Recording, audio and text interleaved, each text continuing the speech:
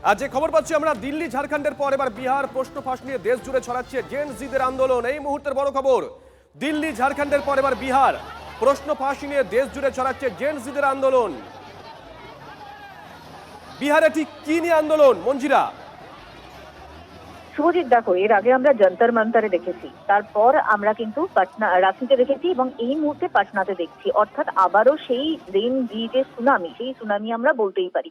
এবং পুলিশের ভূমিকা নিয়ে আমরা যদি এখানে দেখি যে রীতিমতো পরিস্থিতি সামাল দিতে হিমশিম খেতে হচ্ছে পুলিশকে। বিহারে বা ধরো এই পাটনাতে কিন্তু এর আগেও ছাত্র আন্দোলনের নদী বা ইতিহাস রয়েছে।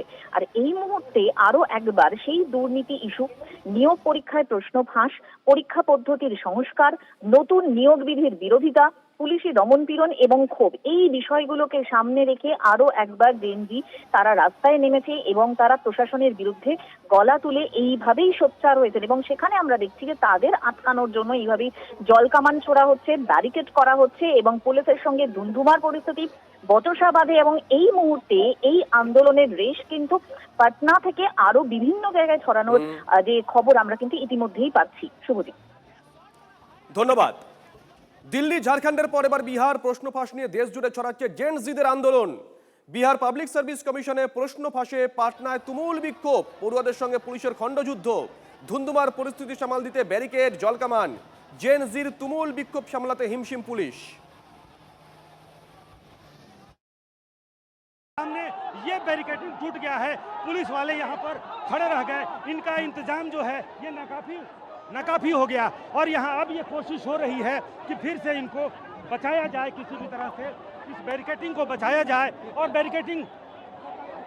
ये बैरिकेडिंग टूट गया, छात्र जो है डाकबंगला चौराहे की तरफ आगे बढ़ रहे हैं। कई बैरिकेडिंग जो है ये टूट गया है और उसके बाद से अगर आप दूसरी बैरिकेडिंग की तरफ देखिए यहाँ पर, तो फिर से एक बैरिकेडिंग लगाई जाती है, फिर से अतिरिक्त पुलिस के जवानों को बुलाया जाता है, ऑफिसर्स लगातार संघर्ष कर रहे हैं, एक बैरिकेडिंग टूटता है। कई बैरिकेडिंग जो है मुख्यमंत्री आवास की तरफ बढ़ने के लिए ये लगातार ये जद्दोजहद, छात्रों की जद्दोजहद और ये पुलिस वालों का संघर्ष ताकि इन छात्रों को यहीं पर रोका जाए।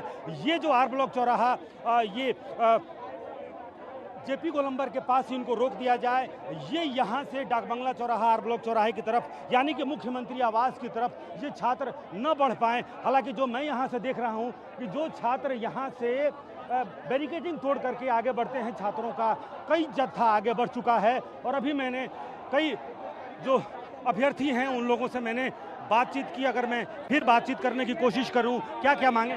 सरकार को हम लोग का बात मानना चाहिए क्योंकि हम लोग स्टूडेंट है, हम लोग फ्यूचर है, हम लोग का बात मानना चाहिए। क्या हम लोग उनसे लड़ाई करने जा रहे हैं? क्या हम लोग अपने मुद्दे को लेकर जो सुनी नहीं जा रही है, वहाँ पे एक जगह बैठे हुए हैं, 10 दिन से 12 दिन से धरना पर बैठे हुए हैं, अनशन पर, उनकी बात सुनी नहीं जा रही है। मैं 3 महीने से कोर्ट के और इधर उधर चक्कर लगा रही हूँ। ये पीछे से इतनी बड़ी संख्या में कई थानों की पुलिस पहले से ये घोषित था, लिहाजा यहाँ पर इंतजाम किए गए थे, लेकिन छात्रों की संख्या और उनके संघर्ष को देखते हुए ये जो इनका इंतजाम है, ये जो इनका संघर्ष है, ये नाकाफी साबित हो रहा है।